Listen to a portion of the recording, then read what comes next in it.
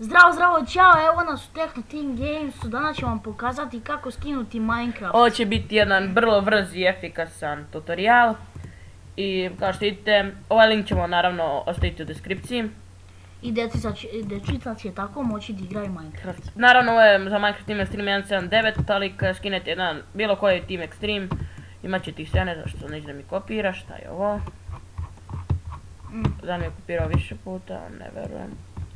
Evo ga, vidite koliki je to link ljudi ko zmija.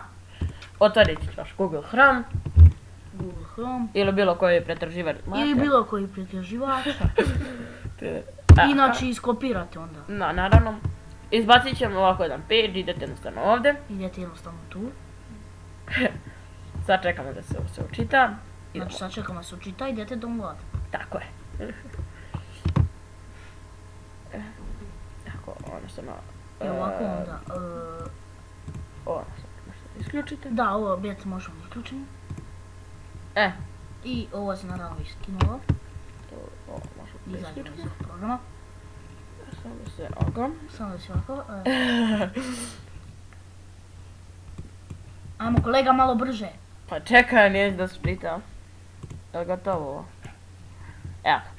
Izbacite naš desktop, pošto ja već imam instaliran Minecraft. Da, znači ono, klasika. Idete samo na run. Run. I onda će vam izaći Minecraft. Tako je. Tako je. Tako je. Tako je. Tako je. Tako je. Tako je. Svakako je. Svakako je. Sad će kao da update-uje launcher. Znači sad će da update-uje launcher. Sad čekamo. Opet piše Minecraft. Pa sad učita ovo. Sad ću valjda učitati. Minecraft. Ja ne mogu to brišem, ovo mi više ne treba. I ljudi, pišite u komentare nešto, bilo šta. Vidite, pošto ovo je već moj nick.